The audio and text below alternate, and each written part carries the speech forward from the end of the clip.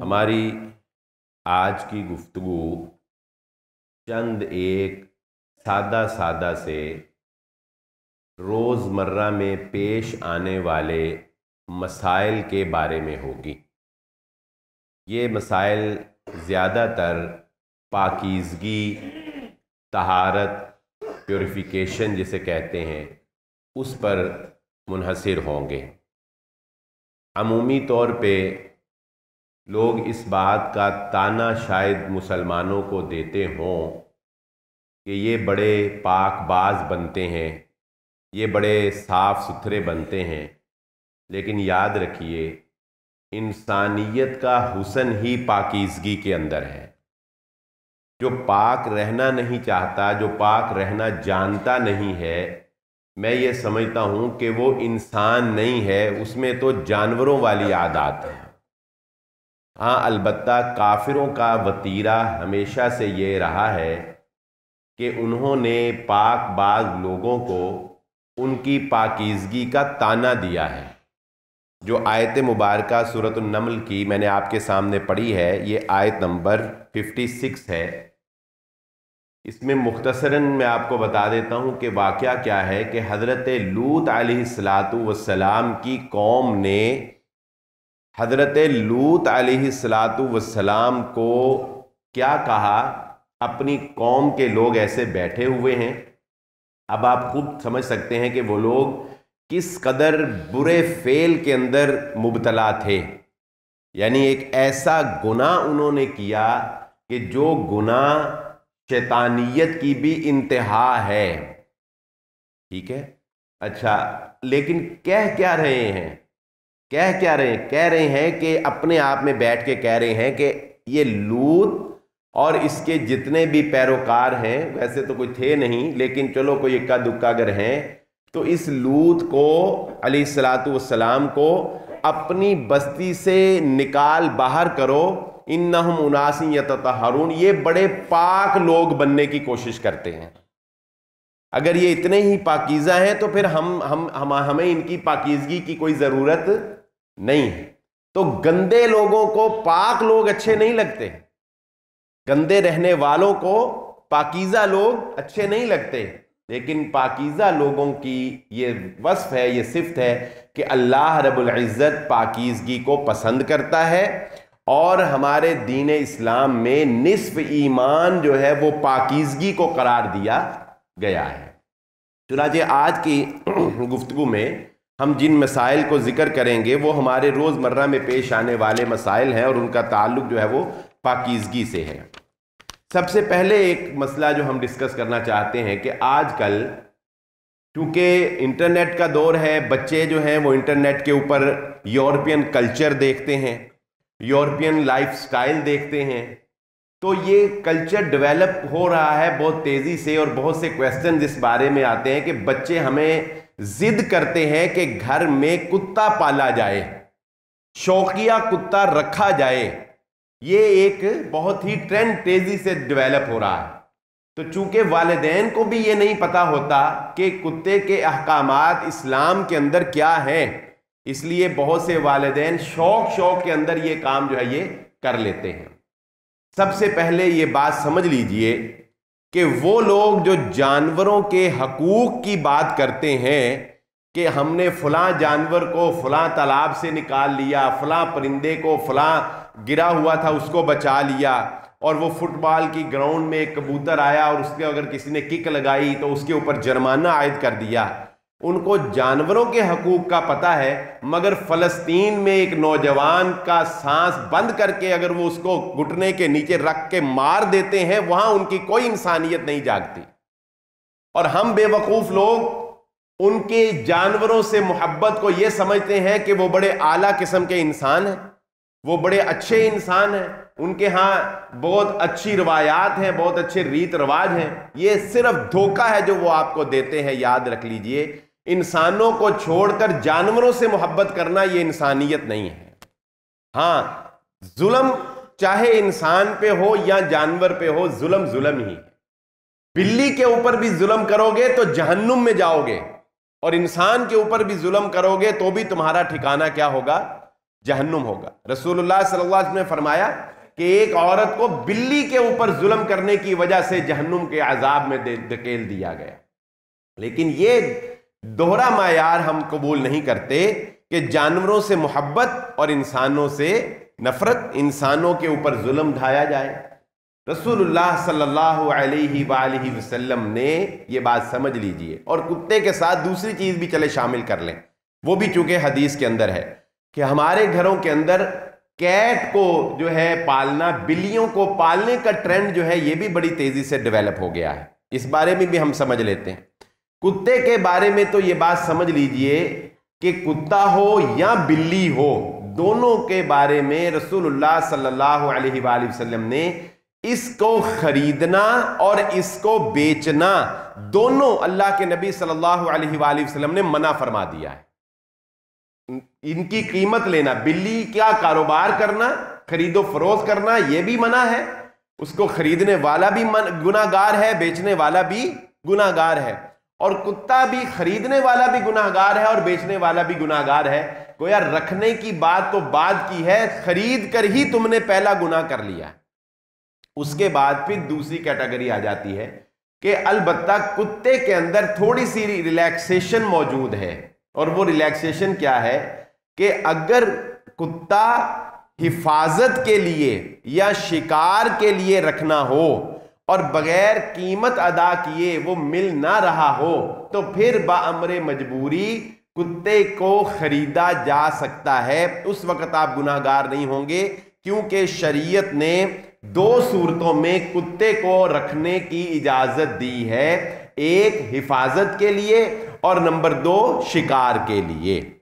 اگر شوقیہ کوئی رکھتا ہے کتا تو یہ سمجھ لیجئے کہ رسول اللہ صلی اللہ علیہ وآلہ وسلم نے ارشاد فرمایا کہ ہر روز جس گھر میں کتا پالا جاتا ہے اس گھر کے تمام افراد کی نیکیوں میں سے اللہ کے نبی صلی اللہ علیہ وسلم نے فرمایا روزانہ 1 قیرات کے برابر نیکیاں کم کر دی جاتی ہیں۔ اور قیرات کی وضاحت اللہ کے نبی صلی اللہ علیہ وسلم نے دوسری روایت جو جنازے کی آتی ہے نا کہ ایک جنازہ پڑھنے کا ثواب 1 قیرات کے برابر ہے اور اس کو دفنانے کا ثواب 2 قیرات کے برابر ہے، تو رسول اللہ صلی اللہ علیہ وسلم نے قیرات کی وضاحت فرمائی کہ 1 قیرات جو ہے یہ احد پہاڑ کے برابر ہے، جو میرا خیال ہے کہ 24 کلومیٹر راؤنڈ اباؤٹ جو ہے اسکوائر اگر کرے تو اتنا وہ ایریا جو ہے وہ بنتا ہے۔ یعنی اتنی نیکیاں اس بندے کے نامہ اعمال سے نکل جاتی ہیں جو شکار کے علاوہ یا حفاظت کے علاوہ کتا اپنے گھر میں پالتا ہے۔ یہاں یہ بات بھی ذہن نشین رکھ لیں کہ آپ کو اپنے آپ کو تو دھوکہ دے سکتے ہیں مگر آپ اللہ کو دھوکہ نہیں دے سکتے۔ اب بعض لوگ یہ بہانہ بنا کر کہ دل میں شوق ہو لیکن یہ ظاہر کریں کہ ہم نے گھر میں حفاظت کے لیے رکھا ہوا ہے، تو بھائی اللہ کو کیسے دھوکہ دو گے؟ اب گلستان کالونی میں اگر کوئی بندہ کہے کہ میں نے حفاظت کے لیے کتا رکھا ہے تو ہم تو نہیں مانتے، ہم تو بالکل نہیں مانیں گے۔ کیوں؟ اس لیے کہ یہ شہر کا ایریا ہے، یہاں حفاظت کے لیے گارڈ رکھا جا سکتا ہے کہ نہیں رکھا جا سکتا؟ یہاں حفاظت کے لیے CCTV کیمرے لگائے جا سکتے ہیں کہ نہیں لگائے جا سکتے؟ یہاں سیکیورٹی ایجنسیز موجود ہیں جو آپ کے گھر میں الارمنگ سسٹم ڈیولپ کر دیتی ہیں، ایک بٹن کے کرنے پر الارم چلتے ہیں اور وہ اسی وقت بیک اپ کے لیے آپ کے پاس پہنچ جاتے ہیں نا۔ تو حفاظت کے لیے آلٹرنیٹ موجود ہیں، تو پھر کتے کو حفاظت کے لیے رکھنا کے معنی دار ٹھیک ہے۔ اس لیے ہاں وہ علاقے جو گاؤں میں ہیں، لوگوں کے ڈیرے ہیں، بھینسیں بندھی ہوئی ہیں یا اور کوئی اس طرح کے علاقے ہیں جہاں دوسرے حفاظتی اقدامات ممکن نہیں ہیں، وہاں اگر کوئی رکھتا ہے تو ہم کہتے ہیں کہ ٹھیک ہے، واقعتاً یہاں ضرورت ہے، اس کا شوق نہیں ہے بلکہ اس کی کیا ہے؟ ضرورت ہے۔ تو اب اللہ کو دھوکہ دینے کی کوشش انسان کو نہیں کرنی چاہیے۔ اللہ رب العزت انہ علیم بذات الصدور، وہ تمہارے سینے کے چھپے ہوئے رازوں کو جانتا ہے۔ ہاں البتہ بلی کی خرید و فروخت تو منع ہے، لیکن بلی کے رکھنے میں شریعت نے اس کی ممانعت جو ہے وہ نہیں کہی، یعنی رسول اللہ صلی اللہ علیہ وسلم نے بلی کو رکھنا جو ہے وہ منع قرار نہیں دیا، لیکن یہ بھی بہرحال اسراف اور فضول خرچی میں آتا ہے کہ آپ ایسی بلیاں گھر میں رکھیں جن کا ماہانہ خرچ لاکھوں روپیہ ہو. ایسے بھی لوگ ہیں نا کہ لاکھوں روپیہ جو ہے وہ بلیوں کے اوپر ماہانہ خرچ کر رہے ہو. اور بھائی، اور تمہارے مسلمان بھائی اس وقت کسی سے پنہاں ہیں لوگ جس طرح سے پس رہے ہیں، اللہ کی قسم دل خون کے آنسو ہوتا ہے جب لوگ آ کے اپنا درد بیان کرتے ہیں، اپنی فاقہ کشی جب لوگ سامنے رکھتے ہیں اور کس طرح سے بلک رہے ہیں. اور آپ نے پاکستان کے اندر چاہے وہ مصنوعی تھا یا سیاسی تھا، لیکن آٹے کا بحران لوگوں کو آٹے کے اوپر لڑتے دیکھا ہے کہ نہیں دیکھا؟ ان حالات میں اگر کوئی بندہ کتے بلیاں مسلمان پال کے لاکھوں روپیہ ان کے اوپر خرچ کر رہے ہوں تو اپنے ضمیر سے ہی پوچھ لینا چاہیے کہ کیا یہ انصاف ہے، کیا یہ انسانیت ہے؟ البتہ بلیوں کو گھروں میں پھرنے والی ہیں، آتی ہیں جاتی ہیں، ان کو پلانا، ان کو کھلانا، یہ رسول اللہ صلی اللہ علیہ وآلہ وسلم نے اس کی اجازت دی. اسی طرح پرندے رکھنا جو ہے ان کی بھی اللہ کے نبی صلی اللہ علیہ وآلہ وسلم نے ممانعت نہیں فرمائی. ایک صحابی تھے حضرت عمیر رضی اللہ تعالیٰ عنہ. حضرت عمیر رضی اللہ تعالیٰ عنہ نے ایک فاختہ جو ہے وہ رکھی ہوئی تھی، تو وہ فاختہ جو ہے وہ اڑ گئی نا جب، تو اللہ کے نبی صلی اللہ علیہ وآلہ وسلم بطور مزہ ان کو کہا کرتے تھے، یا عمیر ما فعل النغیر، اے عمیر تیری فاختہ نے تیرے ساتھ کیا بے وفائی کی ہے، تیری فاختہ نے تیرے ساتھ کیا کیا، یعنی تیرے ساتھ بے وفائی کی، وہ چھوڑ کے چلی گئی. تو پرندے رکھنا، پرندوں کو، لیکن ان کی مکمل پراپر کیئر کرنا پھر آپ کے اوپر یہ ذمہ داری بن جاتی ہے. یہ بات یاد رکھیں، یہ نہیں کہ آپ نے لے کے رکھ دی اور نہ ان کے پانی کا خیال، نہ ان کی دھوپ کا خیال، نہ ان کے چھاؤں کا. بعض پرندے ایسے ہیں دنیا میں کہ ان کا اگر آپ ان کو کسی خاص ماحول سے لے کر ادھر آتے ہیں یا اپنے پاس رکھتے ہیں، پھر آپ ان کو آزاد نہیں کر سکتے. اگر آپ ان کو آزاد کرتے ہیں تو وہ اپنے آپ کو سیف نہیں رکھ سکتے، ان کو بلی کھا جائے گی.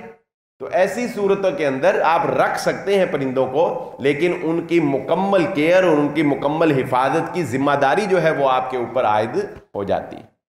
آگے چلتے ہیں. رسول اللہ صلی اللہ علیہ وآلہ وسلم نے ارشاد فرمایا 5 چیزیں فطرت کا تقاضا ہیں. فطرت کا تقاضا کیا مطلب؟ کہ بندہ مسلمان نہ بھی ہونا، انسان ہونا، انسان بندے دا پتر ہوئے تو 5 چیزیں بول بول کر اس کو کہتی ہیں کہ میرا خیال کرو. انسان ہونا کافی، خصال فطرت میں اللہ نے رکھ دیا ہے.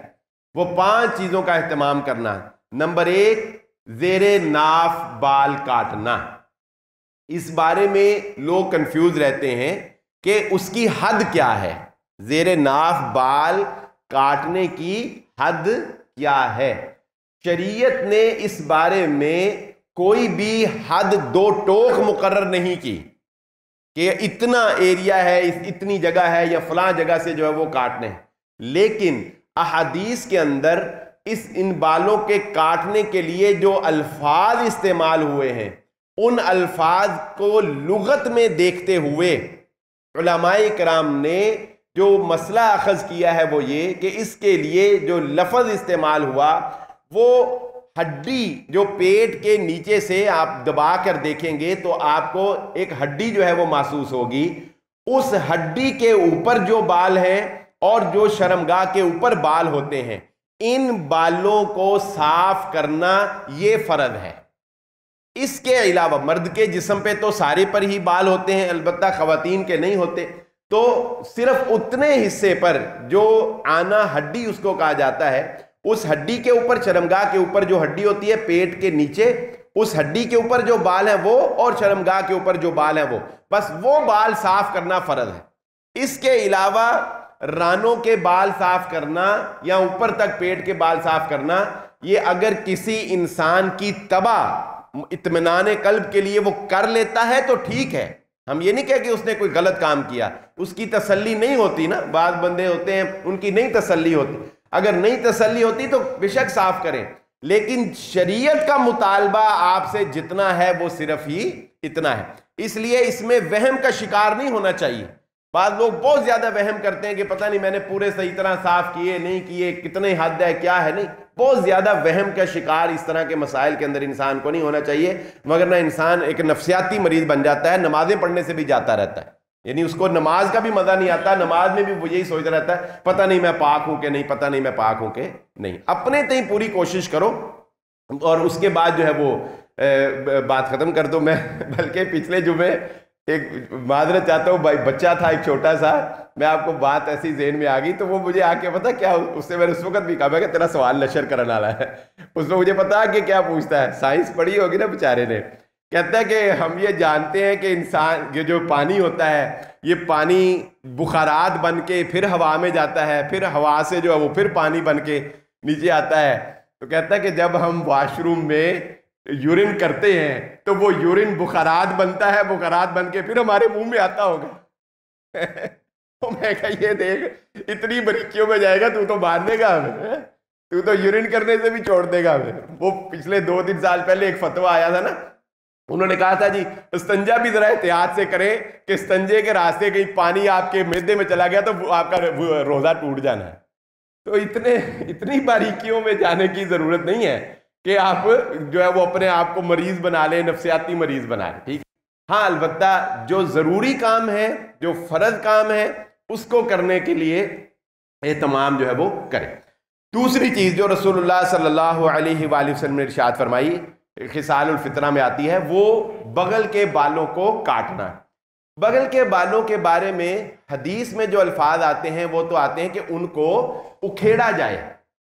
بعض لوگوں نے اس کی حکمت یہ بیان کی ہے کہ اگر ان کو اکھیڑا جائے گا تو ایک وقت ایسا آتا ہے کہ وہاں پر جو ہے وہ بال آنا بند ہو جاتے ہیں اور وہ جگہ جو ہے وہاں سے وہ سفید رہتی ہے. رسول اللہ صلی اللہ علیہ وآلہ وسلم کے بارے میں بھی آتا ہے کہ صحابہ نے بعض اوقات آپ کے سجدے میں آپ کی سفیدی کو دیکھا، رسول اللہ صلی اللہ علیہ وسلم کے جسم کی سفیدی کی بغلوں کی دیکھی.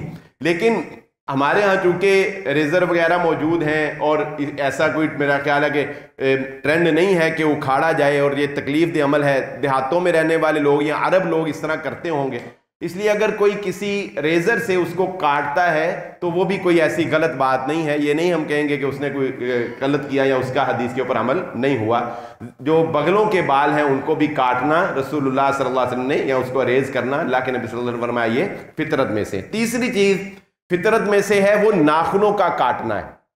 ناخنوں کے کاٹنے کے بارے میں نا بڑی عجیب و غریب سی پوسٹیں جو ہیں وہ میں نے دیکھی ہیں سوشل میڈیا کے اوپر. بعض پوسٹوں کے اندر ہے کہ جمعہ کے دن ناخن کاٹنا سنت ہے، حالانکہ ایسی کوئی سنت جمعے کے دن رسول اللہ صلی اللہ علیہ وآلہ وسلم سے ثابت نہیں. اسی طرح ایک پورا چارٹ میں نے دیکھا سوشل میڈیا کے اوپر، شاید آپ کی نظر سے بھی گزرا ہو. ناخن ایسے 2 ہاتھ بنائے ہوئے ہیں، 2 پاؤں بنائے ہوئے ہیں اور کاؤنٹنگ لکھی ہے 1 2 3 4 5، یعنی یہاں سے ناخن کاٹنا شروع کرنا ہے آپ نے، یہاں سے لے جا کے پاؤں سے لے جا کے پورے 20 اینڈ والے بائیں پاؤں کی آخری انگلی تک آپ نے پورے کرنا. ایسی کوئی ترتیب، کوئی تکلف دین کے اندر نہیں. ناخن کاٹنا، پھر بعض لوگ کہتے ہیں جی ناخن کاٹ کے ان کو مٹی میں دبانا چاہیے یا ان کو کوڑے میں پھینک دینا چاہیے یا ان کو ٹیشو میں بند کر لینا چاہیے. یہ سب تکلفات ہیں، اپنے آپ کو مشکل میں ڈالنے والی باتیں. جو شریعت نے آسانیاں رکھی ہیں بس اتنا عمل کرو، خام کا سوال کر کے اور مزید گہرائی میں جا کے اپنے آپ کو مشکل میں ڈالنے کی ضرورت نہیں.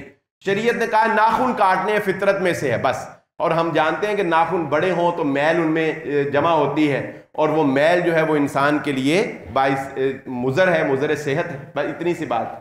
3 باتیں ہوگی. چوتھی بات اللہ کے نبی صلی اللہ علیہ وسلم نے فرمائی قص الشوارب، مونچھوں کو تراشنا. مونچھوں کو تراشنا، مونچھوں کو کتنا تراشا جائے یہ بات بھی ذہن نشین رکھ لیں. مونچھوں کو مونڈنے کا ذکر حدیث میں نہیں ہے، بالکل مونڈ کر صاف کر دی جائیں اس کا ذکر حدیث میں نہیں. قص الشوارب ہے مونچھوں کو تراشا جائے. اب مونچھوں کو کتنا تراشا جائے اس کے بارے میں ایک بڑا پیارا فارمولہ ہے جو محدثین نے بیان کیا. شوارب کا لفظ جو ہے یہ آپ نے عام طور پہ سنا نا، مشروب، شراب، مشروب پینے سے ہے نا، پینے سے ہے. تو اس کا ایک بڑا اچھا فارمولہ ہے کہ قص الشوارب مونچھیں کتنی کاٹی جائیں، کتنی ترشوائی جائیں. تو اس کا فارمولہ یہ ہے کہ آپ نے نا ایسے چلو میں پانی لے لینا ہے، ایسے اپنے ہاتھ میں چلو میں پانی لے لینا ہے اور اس کو آپ نے منہ سے پینا ہے. مونچھوں کو وہ پانی نہیں لگنا چاہیے. بات سمجھ گئے؟ مونچھوں کو وہ پانی نہیں لگنا چاہیے. اگر آپ کی مونچھوں کو وہ چلو میں سے پانی جو ہے وہ لگ گیا تو سمجھیں کہ آپ کی مونچھیں بڑی ہیں، ان کو ترشوانے کی ضرورت. یہ شوارب میں نہیں آ رہی ہیں، اس میں لگ رہی ہیں، ٹچ ہو رہی ہیں پانی کو. اور اگر آپ پانی اس چلو سے پیتے ہیں اور آپ کی مونچھ کو پانی نہیں لگتا، ایزیلی آپ پی لیتے ہیں، تو سمجھ لیں کہ آپ کی مونچھیں جو ہے وہ چھوٹی. تو یہ ایک سمجھ لیں کہ دیسی سا ٹوٹکا احادیث کے الفاظ کو مد نظر رکھتے ہوئے، یہ نبی صلی اللہ علیہ وسلم نے نہیں سکھایا کہ ایسے کرنا ہے. یہ شریعت کو سمجھنے کے لیے فقہاء نے، محدثین نے الفاظ کے اوپر غور کرتے ہوئے حد بندی کی کہ آخر کٹوانی ہے، کتنی کو کٹوانی. ٹھیک ہے نا، کوئی بڑی رکھ کے بھی کہہ سکتا تھی میں کینچیاں تلوانا ہوں، لیکن ایسا نہیں. تو پانی کو وہ ٹچ نہیں ہونی چاہیے. قص الشوارب یہ چوتھی چیز ہے جو رسول اللہ صلی اللہ علیہ وآلہ وسلم نے فرمایا کہ یہ فطرت میں سے. پانچویں چیز جسے خصال الفطرہ رسول اللہ صلی اللہ علیہ وسلم نے قرار دیا وہ ہے ختنہ کروانا. وہ کیا ہے؟ ختنہ کروانا. ختنے کے بارے میں مس کنسپٹ یہ بعض لوگوں میں پایا جاتا ہے کہ وہ یہ سمجھتے ہیں کہ ختنہ بھی ان کاموں میں سے ہے جو کام بچے کی پیدائش کے 7ویں دن کروائے جاتے ہیں. 7ویں دن کروائے جاتے ہیں نا، 7ویں دن عقیقہ کروایا جاتا ہے، 7ویں دن نام رکھا جاتا ہے، 7ویں دن اس کے بال جسے ہم چنڈ کہتے ہیں اس کے بال جو ہے وہ اتروائے جاتے ہیں، اور ان بالوں کے برابر وزن کے برابر سونا یا چاندی جو توفیق ہو وہ صدقہ کیا جاتا ہے. ختنہ کروانے کا 7ویں دن کوئی ذکر احادیث میں نہیں ہے. 7ویں دن ختنہ کروانے کی کوئی قید شریعت نے عائد نہیں کی، بلکہ شریعت نے ختنہ کروانے کی کوئی بھی عمر بیان نہیں کی ہے. البتہ ختنے کا آغاز یہ حضرت ابراہیم علیہ الصلوۃ والسلام سے ہوا. یعنی بڑی عمر کے اندر سب سے پہلے انسانیت میں جس بندے نے اپنا ختنہ کیا وہ حضرت ابراہیم علیہ الصلوۃ والسلام تھے. تو لیکن چونکہ اس کا تعلق جو ہے وہ پاکیزگی سے ہے، اس کا تعلق جو ہے وہ طہارت سے ہے، اور ختنہ کروانے سے انسان بہت سی پاکیزگی اختیار کر لیتا ہے اور نجاست سے بچ جاتا ہے، اس لیے بچے کے بالغ ہونے سے پہلے اس کا ختنہ کروا لینا چاہیے. بچے کے، کیونکہ بالغ ہونے کے بعد اس کے احکام شریعت جو ہیں وہ جزا اور سزا وہ شروع ہو جاتے ہیں نا، اس کے اوپر نمازیں اس کی اب کاؤنٹ ہونا شروع ہو جاتی ہیں. تو یہ ضروری نہیں کہ آپ 7ویں دن ہی کروائیں، آپ صحت اجازت نہیں دیتی مہینہ 2 مہینہ، جب مناسب سمجھے ڈاکٹرز کے مشورے کے ساتھ تو آپ کروا سکتے ہیں، لیکن بالغ ہونے سے پہلے آپ نے ختنہ کروا لینا. اور ان 3 چیزوں میں جو بال کاٹنے سے تعلق رکھتی تھیں، ناخن کاٹنا، زیرنا بال کاٹنا اور بغلوں کے بال کاٹنا، ان 3 چیزوں میں رسول اللہ صلی اللہ چوتھی سے مونچھیں کاٹنا، ان 4 چیزوں میں ختنوں کے علاوہ ان 4 چیزوں میں رسول اللہ صلی اللہ علیہ وآلہ وسلم نے 40 دن کی حد مقرر کر دی. اللہ کے نبی صلی اللہ علیہ وآلہ وسلم نے ارشاد فرما دیا کہ ان 4 کاموں کو ہر مسلمان کے لیے 40 دن سے پہلے کرنا لازم ہے. 40 دن کے اندر ناخن کاٹے، 40 دن کے اندر غیر ضروری بال کاٹے، 40 دن کے اندر مونچھوں کو کٹوائے، قص الشوارب لازمن کروائے. اگر وہ ایسا نہیں کرتا تو 40 دن کے بعد وہ گناہگار ہونا شروع ہو جائے گا. اس کے نامہ اعمال میں اللہ کے نبی کے حکم کی خلاف ورزی کا ایک مستقل گناہ جو ہے وہ درج ہونا شروع ہو جائے گا. بعض لوگ ہم سمجھتے ہیں کہ اس کی عبادت قبول نہیں ہے یا اس کا کھانا پینا حرام ہو گیا ہے. ایسی کوئی بات نہیں ہے کہ کھانا پینا حرام ہو گیا، لیکن وہ گناہگاروں کی فہرست کے اندر شامل ہو جائے گا. آگے چلیے.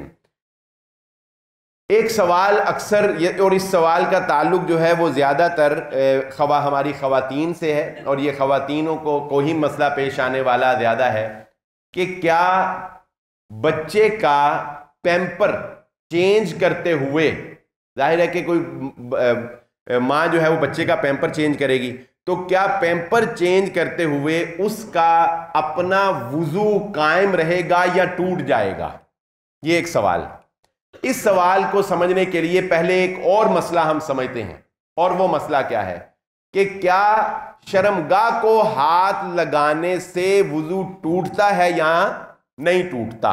ٹھیک ہے, یہ ایک مسئلہ, اس سے پہلے ہم سمجھیں گے تو پھر یہ مسئلہ ہمیں سمجھ آئے گا, اور پھر ایک تیسرا مسئلہ بھی اس میں سے ہمیں انشاءاللہ تعالی سمجھ آ جائے گا. سب سے پہلے یہ سمجھ لیجئے کہ رسول اللہ صلی اللہ علیہ وآلہ وسلم نے ایک حدیث کے اندر یہ بات ارشاد فرمائی کہ من مس الذکر فلیتوضأ, جو بندہ اپنی شرمگاہ کو ہاتھ اپنی کا خیت الفاظ نہیں ہے, جو بھی شرمگاہ کو ہاتھ لگائے تو اس کو چاہیے کہ وہ وضو کرے.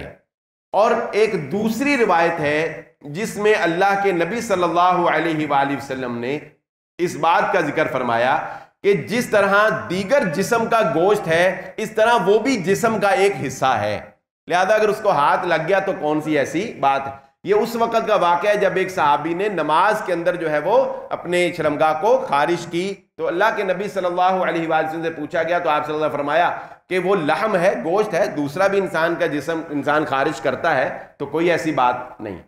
اب یہ دو احادیث ہے نا, تو اب اصل وہ محدثین اور فقہا کا پھر یہی کام ہے کہ وہ احادیث کے مجموعہ کو اکٹھا کر کے سمجھتے ہیں کہ اصل میں بات ہے کیا, اصل میں مسئلہ ہے کیا.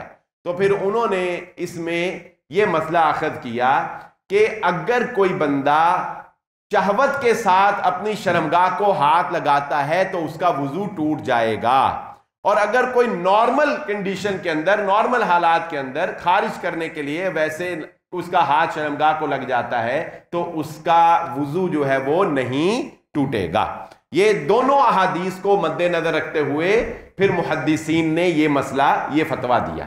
اب بچے کے پیمپر کو صاف کرنے کے بارے میں بھی ہم یہ بات سمجھ گئے کہ بچے کے پیمپر چینج کرتے ہوئے اگر اس کی شرمگاہ کو ہاتھ لگ جاتا ہے تو ظاہر ہے کہ بچے کا تو تعلق نہیں ہے نا اس سے, تو اس لیے اس میں بھی خواتین کا, ماں کا وضو جو ہے وہ نہیں ٹوٹے گا. بچے کو زیادہ دیر پیمپر کی حالت میں, یعنی جب اس نے یورین کیا ہو یا اس نے نجاست کی ہو, تو زیادہ دیر پیمپر کی حالت میں رکھنا یہ روحانی طور پر بچے کے لیے درست نہیں ہے. اس لیے کہ ہم جانتے ہیں کہ جب ہم واش روم میں جاتے ہیں تو ہم کون سی دعا پڑھتے ہیں؟ اللہم انی اعوذ بک من الخبث والخبائث.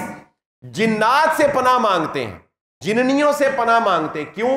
اس لیے کہ یہ شیطان جنات اور شیطان جننیاں یہ گندگی کو پسند کرتی ہیں اور گندگی والی جگہ پر جاتے ہیں. اس لیے واش روم جو ہے وہ گندی ترین جگہ ہوتی ہے, اس لیے ہم ان سے پناہ. تو جب وہ گند آپ کے بچے کے ساتھ جڑا ہوا ہوگا تو پھر آپ کہیں گی کہ بچے کو ہر وقت نظر لگی رہتی ہے, بچہ ہر وقت جو ہے وہ بیمار رہتا ہے. کیوں بھئی؟ جب اس نجاست اس کے ساتھ چمٹی ہوئی ہوگی تو اس کی روحانی کیفیت, روحانی پروٹیکشن کم ہو جائے گی, اور شیطانی حملہ اس کے اوپر زیادہ ہونے کا خدشہ ہے نا گندگی کی وجہ سے, کیونکہ گندگی شیطان کو کھینچتی ہے. تو اس لیے ماؤں کو اس چیز کا خیال رکھنا چاہیے کہ اب حالات تو ظاہر ایسے ہی ہیں کہ پیمپر کے بغیر تو روٹی کے بغیر گزارا, پر پیمپر تو بغیر گزارا نہیں. یہ تو گل سچی, لیکن ہم یہ تو اب کر نہیں سکتے. جس طرح میں موبائل کا کہتے ہیں کہ موبائل تو چھوڑ نہیں سکتے, لہذا انہوں صحیح استعمال کر لو, اس طرح پیمپر بھی چھوڑ نہیں سکتے نا, پیمپر تو لگانا ہی پڑے گا. لیکن چلو اس میں ذرا احتیاط یہ کر لیں کہ زیادہ دیر جو ہے وہ بچے کے ساتھ نجاست جو ہے وہ اٹیچ نہ رہے. یہ اس کی روحانی جو اس کا پروٹیکشن ہے, یہ اس کے لیے جو ہے یہ ایک خطرہ ہے کہ اس کے اوپر شیطان جو ہے وہ زیادہ حملہ آور ہوگا.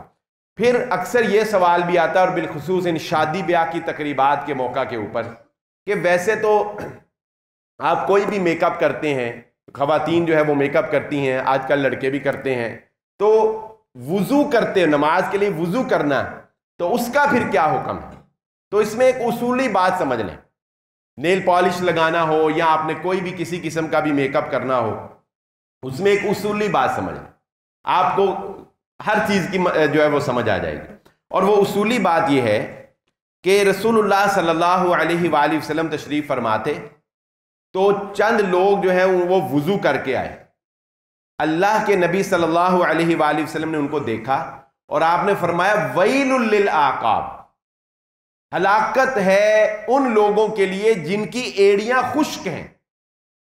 آپ جانتے ہیں وضو کرنے میں سب سے مشکل جہاں پر پانی پہنچانا ہوتا ہے نا وہ ایڑی ہوتی ہے. اگر آپ جلدی جلدی میں کریں گے تو آپ کی یہ کونی یا آپ کی ایڑی جو ہے وہ خشک رہ جائے گی. تو خشک ایڑی کے بارے میں رسول اللہ نے فرمایا وہی ہلاکت. جب وضو نہیں ہوا تو نماز بھی نہیں ہوگی. اب اس حدیث سے ہمیں پتہ کیا چلا؟ اس حدیث سے ہمیں پتہ یہ چلا کہ وضو کو کرنے میں جن اعضاء تک پانی پہنچانا ضروری ہے ان میں ایک سپاٹ بھی اگر خشک رہ گیا تو آپ کا وضو نہیں ہوگا. یہی فرمایا نا رسول اللہ نے کہ ایک ایڑی کی چھوٹی سی جگہ پہ اگر پانی نہیں پہنچا تو وضو نہیں ہوا. اب بغیر کسی مجبوری کے کوئی پٹی وغیرہ کی ہو تو وہ تو ایک الگ مسئلہ ہے مجبوری کے. اگر آپ نے اپنے فیس پر یا اپنے ہاتھوں پر کوئی ایسی پروڈکٹ لگائی ہے جیسا کہ نیل پالش ہے کہ جو پروڈکٹ واٹر پروف ہے یعنی وہ پانی کو نیچے نہیں جانے دیتی، اگر آپ کے ناخن پر نیل پالش لگی ہے، اب نیل پالش اوپر ایک تہ بن گئی، وہ تہ پانی کو آپ کے اوریجنل ناخن سے دور رکھے گی نا. تو جب پانی آپ کے 5 یہ ناخن اور 5 یہ ناخن اور 5 5 10 20 ناخنوں تک جب آپ کے وضو میں پانی نہیں پہنچے گا تو اس کا مطلب یہ ہوا کہ آپ کا وضو نہیں ہوا. اصل مسئلہ یہ ہے. تو نیل پالش مسئلہ نہیں ہے کہ نیل پالش لگانا کوئی گناہ ہے یا لپسٹک لگانا کوئی گناہ ہے، نہیں، وہ مسئلہ نہیں ہے. مسئلہ کیا ہے کہ پانی ہر جگہ پہنچانا ہے. اگر کوئی ایسی نیل پالش آ گئی ہے کہ جو پانی کو نہیں روکتی اور پانی ناخنوں تک جو ہے وہ لگ جاتا ہے تو ٹھیک ہے، آپ نیل پالش لگا کر بھی وضو کرتی رہیں. اس لیے یہ بات سمجھ لیجئے کہ طہارت کے لیے یعنی وضو کے لیے ہر جگہ پر پانی پہنچانا ضروری. یہ سوال بڑا اہم ہے جو اب ہم کرنے لگے، اور وہ کیا ہے کہ کیا قرآن مجید کو پڑھنے کے لیے ہمیشہ باوضو ہونا ضروری ہے؟ لوگ اب آج کل تو ویسے بھی موبائل کا دور آ گیا، لوگ زیادہ تر موبائل میں پڑھ لیتے ہیں. تو پہلے تو بات یہ سمجھ لیجئے کہ موبائل کا حکم وہ مصحف والا نہیں ہے. موبائل کا حکم مصحف والا نہیں ہے. موبائل ایک ایپلیکیشن ہے، ڈیجٹس کے اندر وہ چیز ہوتی ہے. یہ تو باقاعدہ حرف بحرف لکھا ہوتا ہے نا. موبائل میں جب آپ سکرین پہ کوئی چیز دیکھ رہے ہوتے ہیں نا تو وہ لکھی نہیں ہوتی. آئی ٹی کے ماہر یہاں بیٹھے جانتے ہوں گے کہ وہ بیک اینڈ پہ ڈیجٹس ہوتے ہیں، کوڈنگ ہوتی ہے. آپ کلک کرتے ہیں تو وہ کوڈنگ ود ان سیکنڈ اس کو پکچر کی فارم میں آپ کے سامنے لے آتی ہے. تو وہ ایشو اس کا تو بنتا ہی نہیں. اس کو تو آپ ویسے بھی کسی بھی وقت کسی بھی حالت میں آپ اس کو جو ہے وہ دیکھ کے موبائل سے پڑھ سکتے ہیں. البتہ مصحف سے پڑھنا، ہاں زبانی بھی پڑھنے میں کوئی قید نہیں، زبانی بھی آپ بغیر وضو کے بھی پڑھیں، کوئی مسئلہ نہیں ہے. اب آتا ہے مسئلہ مصحف سے دیکھ کر اس کو مصحف کو پکڑ کر جلد کو پکڑ کر باوضو ہونا ضروری ہے. تو دیکھیے اس بارے میں علماء کے مابین اختلاف ہے. 2 آراء ہیں. ایک رائے تو یہ ہے کہ فقہا جمہور علماء وہ یہ کہتے ہیں کہ بغیر وضو کے قرآن مجید کو ہاتھ نہیں لگانا چاہیے، اور اس بارے میں وہ احادیث موجود ہیں.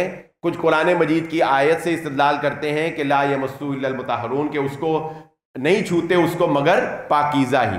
اور اسی طرح رسول اللہ صلی اللہ علیہ وآلہ وسلم کی ایک حدیث میں بھی ذکر ہے کہ اسے طاہر ہی اسے ہاتھ لگائے. لیکن دوسری طرف ایک علماء کی رائے یہ ہے، اختصار سے میں آپ کو سمجھا دیتا ہوں. دوسری طرف ایک علماء کی رائے یہ ہے کہ وہ کہتے ہیں کہ قرآن مجید کو بغیر وضو کے ہاتھ لگانے سے ممانعت کی، روکنے کی کوئی بھی 2 ٹوک دلیل موجود نہیں ہے. یہ بات ان کی سچ ہے. کوئی ایسی دلیل موجود نہیں ہے جس میں 2 ٹوک واضح الفاظ ہوں کہ بغیر وضو کے قرآن نہ پکڑو، بغیر وضو کے قرآن نہ پڑھو، بغیر وضو کے قرآن نہ چھو. الفاظ ہے طاہر کے. الفاظ کیا ہیں؟ طاہر. اب طاہر جو ہے وہ اس کی اب طاہر جو ہے اس کی آگے سے وضاحت کرنی پڑے گی بھی طاہر سے کیا مراد ہے. پاکیزہ، پاک کون ہے؟ کیا اگر کسی بندے کا وضو نہیں ہے تو وہ پاک ہی نہیں ہے؟ ایسا تو نہیں ہے. جبکہ دوسری روایت آتی ہے کہ حضرت ابو ہریرہ رضی اللہ تعالیٰ عنہ کو رسول اللہ صلی اللہ علیہ وآلہ وسلم نے ارشاد فرمایا تھا کہ ابو ہریرہ، مومن کبھی بھی نجس نہیں ہوتا، نجس کافر ہوتا ہے. مومن نجس نہیں ہوتا. مومن کیا ہوتا ہے؟ ہمیشہ پاک ہی ہوتا ہے. لا الہ الا اللہ محمد رسول اللہ کی طاقت ہے وہ اس کو پاک بناتی. ہاں اگر مومن باوضو نہیں ہے تو کیا وہ پاکیزہ نہیں، پاک نہیں ہے؟ وہ پاک ہے. ہاں لیکن یہ ایک ایکسٹرا آرڈنری پاکیزگی ہے کہ وہ باوضو ہے. تو اس لیے اس ٹوٹل بحث کا خلاصہ کلام میں آپ کے سامنے رکھ دیتا ہوں، اور وہ یہ ہے کہ کیونکہ سردیوں کے دن ہے، وضو کرنا سارا لوگ اس لیے یہ مسئلے جو ہے وہ زیادہ پوچھتے ہیں. تو اس کا خلاصہ سمجھ لیجئے کہ باوضو ہو کر قرآن مجید کو پڑھنا یہ بہت افضل ہے اور بہت بہتر ہے، اور انسان کو یہی کوشش کرنی چاہیے کہ وہ باوضو ہو کر ہی قرآن مجید جو ہے اس کو پڑھے، باوضو ہو کر ہی قرآن مجید کو ہاتھ لگائے. لیکن اگر کوئی بندہ بغیر وضو کے قرآن پڑھتا ہے تو ہم اسے یہ نہیں کہہ سکتے کہ اس نے کوئی گناہ کیا ہے یا اس نے کوئی غلطی کی ہے، یا ہم کہیں کہ بھئی تجھے ثواب ہی نہیں ہوا، تو بغیر وضو کے ہی قرآن جو ہے وہ پڑھی جا رہا ہے. تو اس طرح کی بیجا پابندیاں جو شریعت میں، جن احکامات میں شریعت میں ریلیکسیشن ہو، جن احکامات میں شریعت میں نرمی ہو، ہمیں اس میں نرمی اختیار کرنی چاہیے. بلا وجہ کی سختی جو ہے وہ عوام کو عمل سے دور کر دیتی ہے. اب اس پہ کوئی دو ٹوک دلیل نہیں ہے. اگر ہم یہ کہہ دیں کہ بغیر وضو کے ہاتھ ہی نہیں لگانا، تو میں یقین سے کہہ سکتا ہوں بہت سے لوگ جو ہیں وہ پڑھنے میں سستی کر جائیں گے، کیونکہ سردیوں میں نماز پڑھنا اوکھا نہیں ہوتا، وضو کرنا اوکھا ہوتا ہے. وضو ہو نا بندے کا، نماز بندہ پڑھ لیتا ہے، اور نماز پڑھنا آسان ہے، وضو کرنا مشکل ہے. اسی طرح قرآن پڑھنا سردیوں میں اگر بندے کا دل کرے اور وہ کہے کہ وضو نہیں ہے، پانی ٹھنڈا ہو، تو وہ پھر نہ پڑھے. نہیں، اس لیے اس میں ریلیکسیشن ہے. بغیر وضو کے بھی اگر آپ قرآن مجید کو پکڑ کر، مصحف کو پکڑ کر قرآن پڑھ لیتے ہیں تو انشاءاللہ ایک حرف کے بدلے جو 10 نیکیوں کا ثواب اللہ رب العزت نے رکھا ہے وہ آپ کو ضرور بضرور ملے گا. ایک آخری مسئلہ جو ہے وہ سن لیتے ہیں.